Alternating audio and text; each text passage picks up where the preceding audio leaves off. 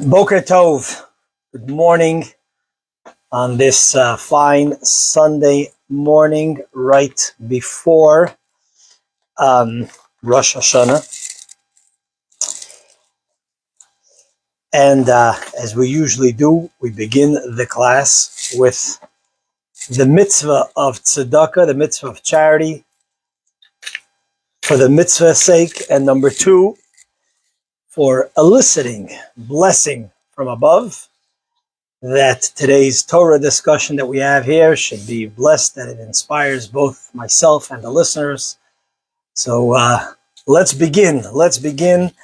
We also always begin with a bracha, a blessing, on the delicious cup of coffee. And if you have a cup of coffee on your own, go ahead. Please make the blessing with me. And if not, answer Amen. So, Baruch Ata Adonai Eloheinu Melech HaOlam Sha'akol Niya Bidvaro. So, I want to just very briefly discuss the no better news that we could have right before Rosh Hashanah, that one of the arch enemies of our people and of humanity in general, Nasrallah, has been eliminated on Friday. And as the title of the class is, Nasrallah meets Pharaoh, Haman, and Hitler, Yimach Shemam, and they all shared similar characteristics, similar objectives, similar kind of dreams is the right word, similar outlooks, similar certainties and confidence, and they all met the same fate. They all wanted the annihilation of the Jewish people. They all wanted the destruction of the Jewish people, and in all of these cases, the result would have been the impact would have been something that would have harmed all of humanity, including their own people. They all thought that they were all powerful and nobody could stop them in their rhetoric, in their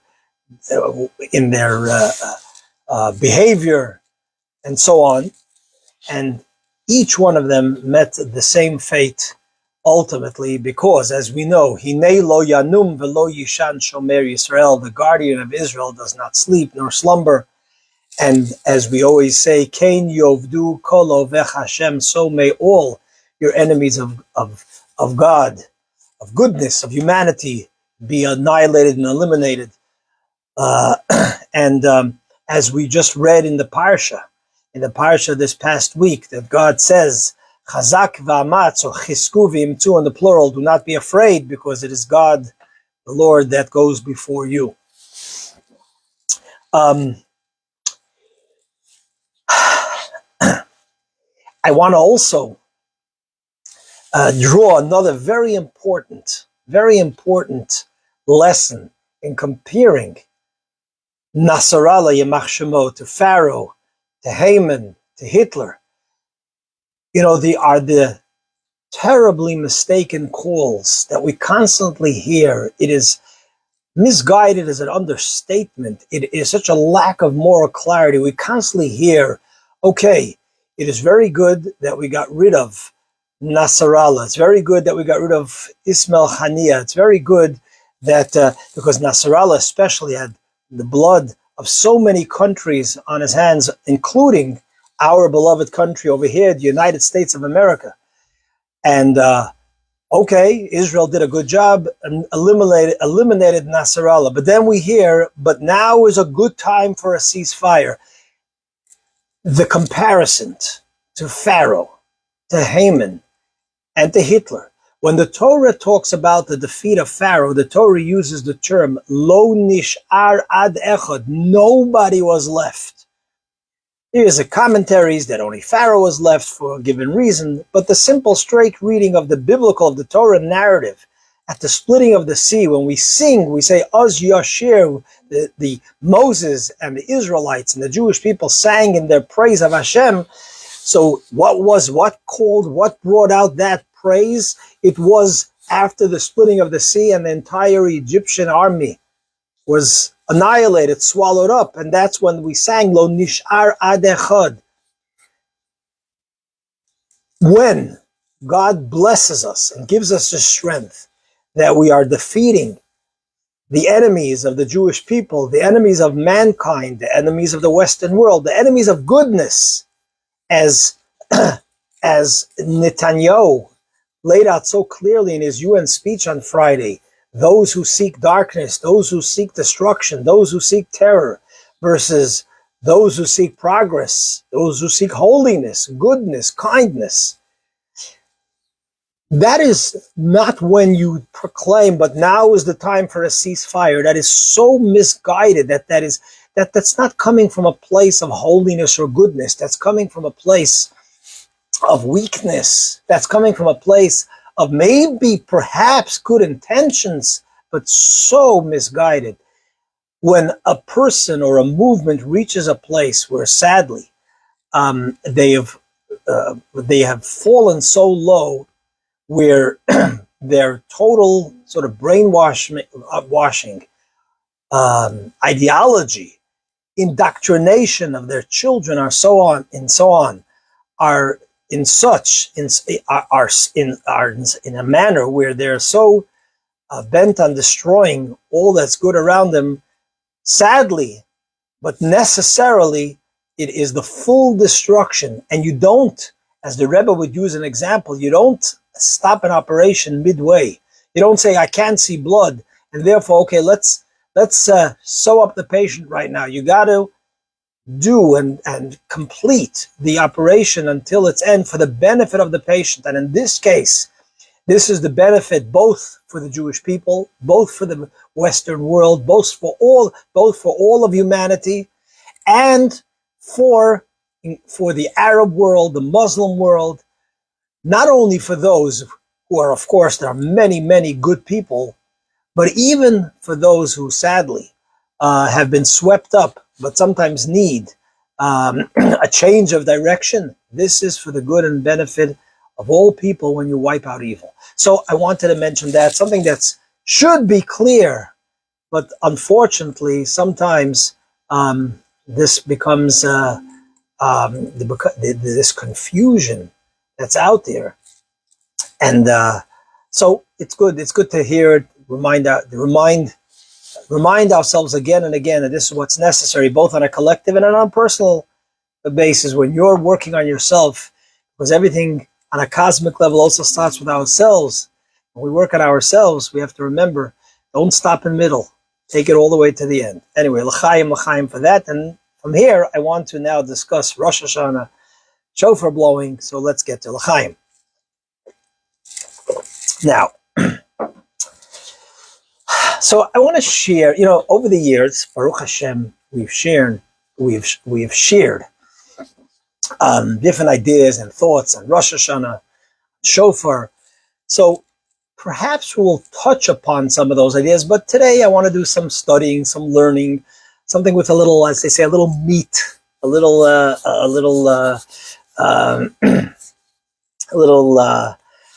in Yiddish we would say a bissel of fleish, something sort of meaty. Another angle, every concept in Torah has so many different approaches. So here is one approach. I spoke about this yesterday in the synagogue, but here it's in a more relaxed environment. We have a little more time, so let's discuss the following. So let's start with history. Most of us, or you listening here to the class, most of my good dear friends over here on Facebook, YouTube, and so on, are familiar with the war, the Napoleon War and attack in 1812 on Russia. And without going through the details of that war, where many, many people lost their lives, so we know that whatever happens sort of down here below on a material or physical level also has a spiritual ruchni, spiritual a battle behind it. And so too here, what you might not know and what you probably have not learned in your history class is that what was going on, in addition to what was going on the sort of war planning between Napoleon and the Russian Tsar and so on, there was a story behind the story.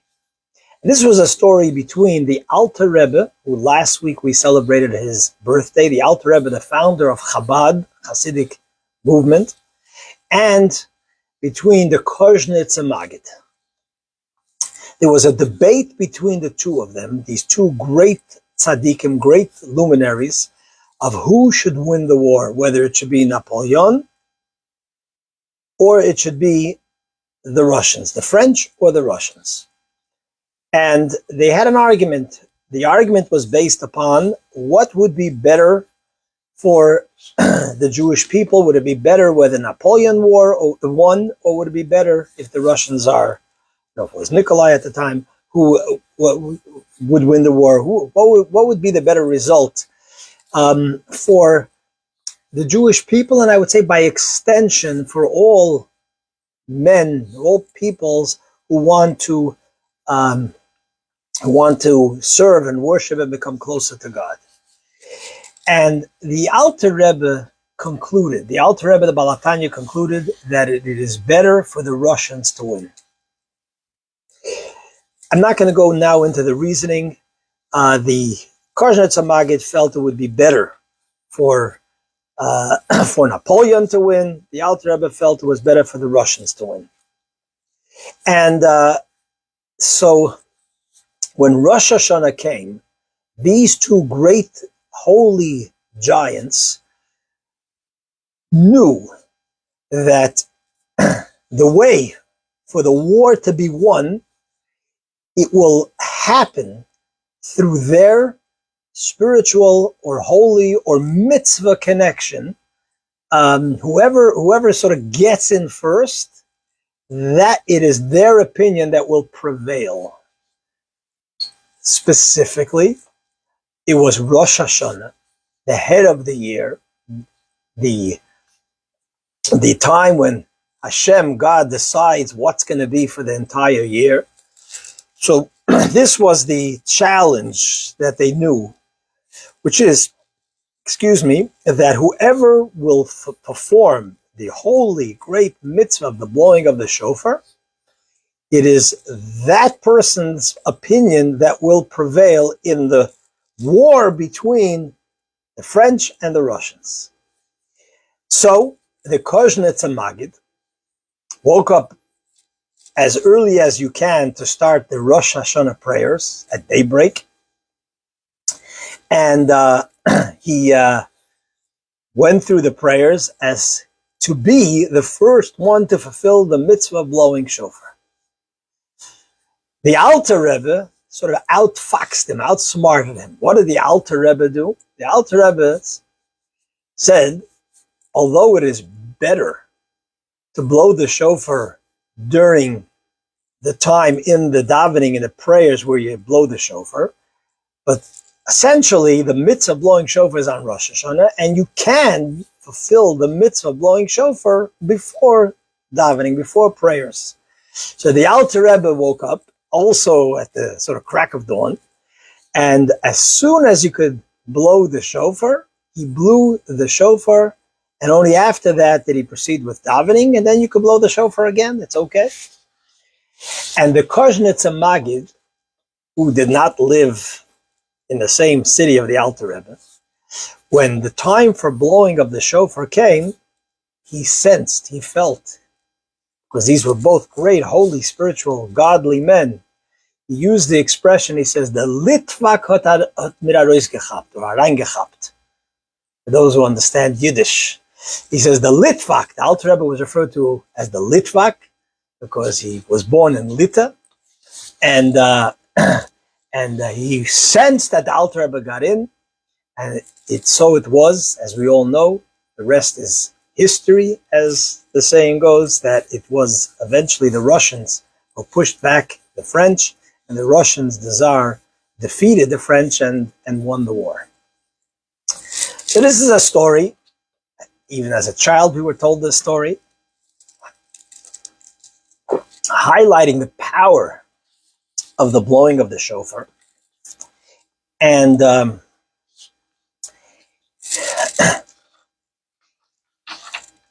its impact on what went on at that time between the Alter Rebbe and the Koznitzer Maggid. Let's understand this a little bit, at least within the somewhat limited time that we have over here. Why is it that the shofar, or where does the shofar, the power of the shofar, come from? I mean, there are many mitzvahs. The Torah is filled with mitzvahs, 613 mitzvot. What is this unique or special power of the shofar that these two great giants knew would determine the outcome of this all-important battle? So let's understand this by an interesting law that we find with regards to Yom Kippur. Yom Kippur is the holiest day in the year. On Yom Kippur, we have where three of the holiest things come together. We have the holiest day of the year, holiest time, Yom Kippur. We have the holiest person, which is the Kohen Gadol, the high priest. The high priest, which was represented, and the first high priest was Aharon, the brother of Moses. And in the holiest place, Jerusalem, we love Jerusalem. What gives Jerusalem its special holiness? It's the place of the Holy Temple. And in the Holy Temple, there was the Holy of Holies, where the Ark stood. And that represents the center, the core of holiness within this world, the holiest place in the entire earth, in the entire universe. So on Yom Kippur, they all come together, which is called Olam Shana Nefesh, the holiest place, which is the Holy of Holies, in the Bet HaMikdash, in the temple, on the Temple Mount in Jerusalem. There is Shana, the holiest time of the year, and there's Nefesh, the soul, the holiest soul, Olam Shana Nefesh. Now, that happens on Yom Kippur. On Yom Kippur, the Torah tells us that the high priest, Aharon, and his descendants who became the high priest, would wear, throughout the year, they would wear the 8 garments, special 8 garments that is in Shemot, in Exodus. It enumerates the different garments of the high priest. A regular Kohen wears 4 special garments. The high priest wears 8 special garments. Now, amongst the 8 garments that the high priest wore, there were garments of different materials. And amongst that, there were garments that had gold, that were made of gold. There was different gold that was part of the garments.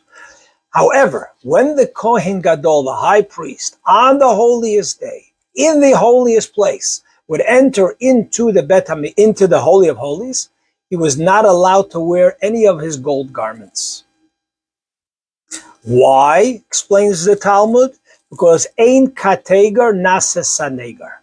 Since on this day everything is highly sensitive, we don't want that he should have gold when he enters into the Holy of Holies. Why? So as not to sort of evoke the memory of the golden calf, which was the first sin after receiving the Torah. We don't want to bring forth sort of punishment, evoke bad behavior, sinful behavior. So no gold in the Holy of Holies. Outside the Holy of Holies, he could wear the gold. It's only, says the Talmud, lifnai v'lifnim, when he's going in to the Holy of Holies, when he's going inside to do the avodah on that special holy day, we don't want something that might be a kateger, something that reminds us of a sin. But if it's not bifnim, if it's not inside, okay, it's okay. It's only at that highly sensitive moment. I hope you got it. So let's move on. We find an interesting similar idea with regards to shofar. With regards to shofar, the Talmud says that we should not use the shofar of a shor or of a para, of a cow or a male cow. We should not use the horn of a para, because that too reminds us of the sin of the golden calf, which was a calf. But the Talmud asks a question. You just told me, you made a distinction, that it's only when you're in the inner part of the Bet HaMikdash, which represents standing before God, that it is a problem of Ein Kateger Nasa Sanega, that the prosecutorial element of gold, or the golden calf, should not be a Saneger, should not be in a place where we need a defender. In Kateger, the prosecutor doesn't become the defender. So therefore, don't wear gold or anything else that reminds us of the golden calf, the sin of the golden calf, the cardinal sin of the golden calf, which is considered similar to the sin of the forbidden fruit. But here, we're talking about shofar blowing. It's not in the inner sanctum. So what's the problem? Says the Talmud, listen to this, says the Talmud, and since the blowing of the shofar, the Torah refers to it as a remembrance before Hashem, so during and using the shofar is considered like you are in the inner sanctum, in the Holy of Holies, and therefore do not use the horn of a para, which is, or a par, which is from, reminds us of the golden calf. So from here we see something incredible. We see that when we are, every one of us, blowing shofar on Rosh Hashanah, on Yom Kippur, the caution is only for the high priest in the Holy of Holies.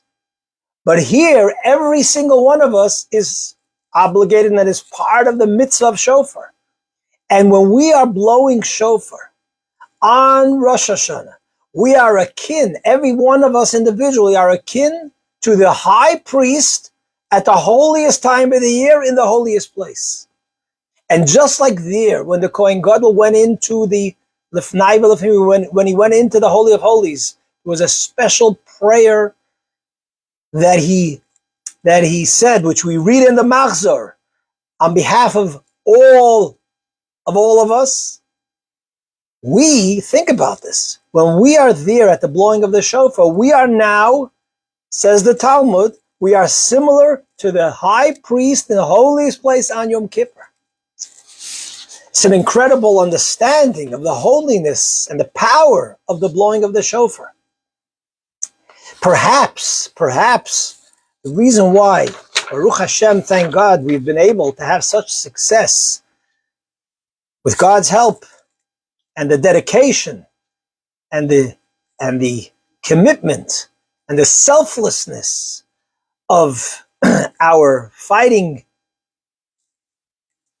members of the IDF, is because during this month of Elul, we blow shofar, although it's a custom, and it's not the fulfillment of the mitzvah of Rosh Hashanah, but nevertheless, it already sort of drags in a little bit of that power, of that amazing power.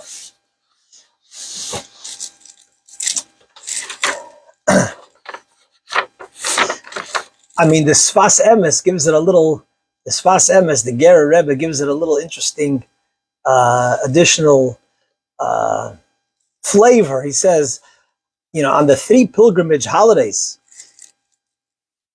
Passover, Sukkot, and Shavuot, every one of us, when the Bet HaMikdash stood, had an obligation to do the pilgrimage to the Bet HaMikdash. How come there's no obligation on such a holy day like Rosh Hashanah to do the pilgrimage? A holiday. Yom Kippur is a fast day. I mean, we could understand. But Rosh Hashanah, why not? So he says that the difference is, listen to this. This is what he says. He says, on the other holidays, we come to the Beis HaMikdash. We travel up to the Holy of Holies. Today, on Rosh Hashanah, with the power of Shofar, the Bet HaMikdash comes to us, which is incredible, because that means that even now, during the destruction of the temple, we have the power of the Bet HaMikdash, the Kohen, the high priest, on the holiest day of Yom Kippur. We have that power while we are part of the mitzvah of Shofar. You know, I saw an incredible story. There was a Jew I knew as a child, older than me. He's already passed away. He's in heaven. His name was Reb Mullah Azimov. Reb Mullah Azimov was one of the pioneers of shlichut, of Chabad work in France, in Paris. Reb Mullah Azimov. He was the Rebbe's, Rabbi Menachem Mendel Schneerson's emissary to France. His dedication was extraordinary. And he, talking about the French, he sort of led the revolution in France in bringing back thousands of Jews back to their roots, back to their tradition, back to Torah, back to mitzvahs. But Mullah Azimov, as a child, he was a role model for rabbis, for emissaries throughout the world. Reb Mullah Azimov. Before Rosh Hashanah, not sure which year, towards later on in his life, he suffered a terrible stroke. He was in a coma during Rosh Hashanah. After Rosh Hashanah, as he is, we say in Hebrew, ben Achaima ben Amavis, between heaven and earth, he's in the hospital. The first question, as he came back to consciousness, being aware of what's going on, his first question was, how many fellow Jews showed up for their hearing of the shofar? Because his life was dedicated to bring as many to come hear that piercing and powerful moment and sound of the blowing of the shofar that wakes us up. So this year, as we get ready for Rosh Hashanah, and Rosh Hashanah being the head of the year, and Kabbalah and Chassidus tells us that a new energy comes down to this world, that a new and higher energy that never existed before. And we're going to be standing at this powerful moment. So number one, let us make every effort to bring ourselves to the blowing of the shofar. And when I mean bring ourselves, and I'm talking to me and I'm talking to you, or to you and to me, you could come and you could come.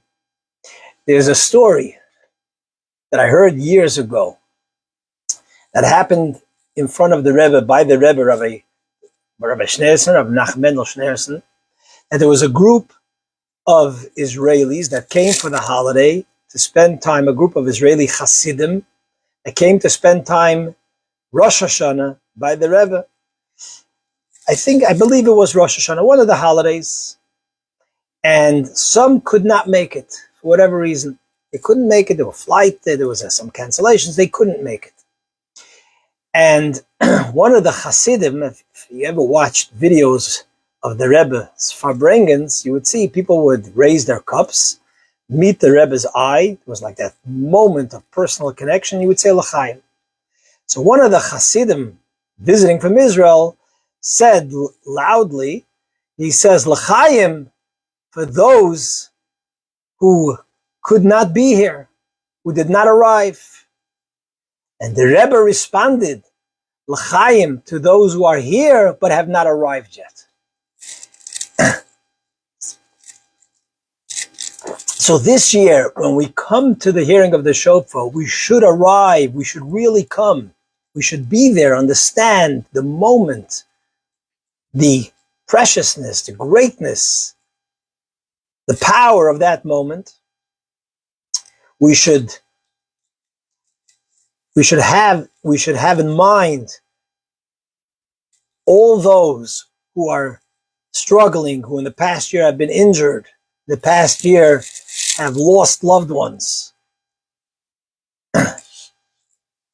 We should have in mind and pray for a year where true peace, based on truth, based on strength, based on truth, based on goodness, should prevail throughout all our communities, for all of mankind, as we say again in the prayers of Rosh Hashanah, Meloch ha'olam kulo, may God be king on the entire universe. That we have that in mind, first beginning with ourselves and for all of our people and humanity around. And certainly, let me back up for a moment. And of course, try to bring and influence whoever we can to come hear the shofar. Here at Chabad, everybody is welcome, whether you have a reserved seat, you don't have a reserved seat, you could afford, you can't afford. I encourage you, and all those who are listening, whether it's to this Chabad here on University, whether it's any Chabad in your neighborhood, wherever you might be throughout the world, if you're listening to this class, there is a Chabad around you. Go to a shul, go to a synagogue, listen to shofar, experience the moment, and schlep and influence. And don't just be selfish. Allow this great moment and this great mitzvah to everybody and anybody that you could influence and encourage to join. And certainly Hashem will bless all of us with a Shana Tova Umetuka, with a good and sweet new year, till we will merit in the most revealed way to the promise of our prophets, Meloch ha'olam kulo, which will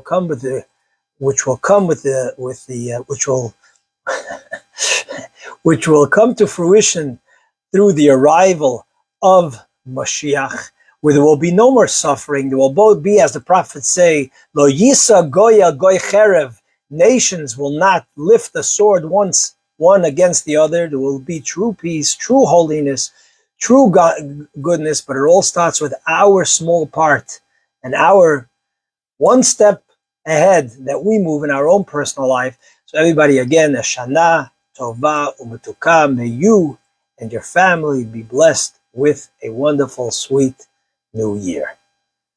Sei gesund, and please share these words of Torah.